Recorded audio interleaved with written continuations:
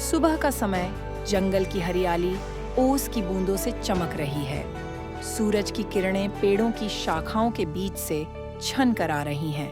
तोतों की टोली और दो छोटे बच्चे पक्षी घर लौटने की यात्रा पर निकलने वाले हैं।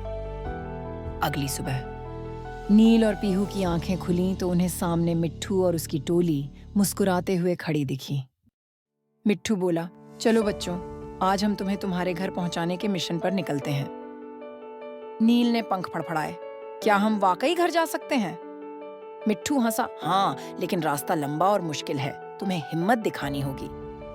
जंगल के ऊपर उड़ती एक टोली, बीच में दो छोटे पक्षी और चार तरफ तोते सुरक्षा में। जैसे ही वो जंगल के बीच से गुजरने लगे, एक रहस्यमयी सन्नाटा छा गया। तोती, मिट्ठू की बहन, फुसफुसाई, यह इलाका सांपों का है, शांति से निकलना होगा। नील की आंखें डर से बड़ी हो गईं। पीहू ने धीरे से उसका पंख थामा, हम साथ हैं, याद है? झाड़ियों में फिसलते सांपों की हल्की परछाइयां, ऊपर से चुपचाप उड़ते पंछी। कुछ ही दूरी पर एक तेज आवाज आई, शर, हस। एक काला सांप झाड़ी से बाहर निकला। नील घबरा गया, लेकिन मिट्ठू ने तुरंत एक तेज आवाज निकाली, काहा। तोतों ने एक साथ आवाजें मारी, जिससे सांप डरकर पीछे हट गया। मिट्ठू बोला, बस ऐसे ही सतर्क रहना होगा। जंगल में ताकत से ज्यादा जरूरी होती है समझदारी।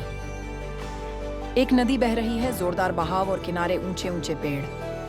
पीहू ने पूछा, अब क्या करें? ये तो बहुत चौड़ी नदी है। तोता टोली के सबसे बूढ़े सदस्य बाबा तोता बोले, हम ऊपर से उड़ेंगे, लेकिन तुम दोनों को जोर लगाना होगा। नील ने डरते हुए पूछा, अगर मैं गिर गया तो? पीहू मुस्कुराई, तो मैं तुम्हें पकड़ लूंगी। नदी के ऊपर उड़ान भरते नन्हे पंछी, नीचे बहाव में बहती लकड़ियां और चट्टानें। नील की उड़ान डगमगाई, उसका संतुलन बिगड़ा। नील!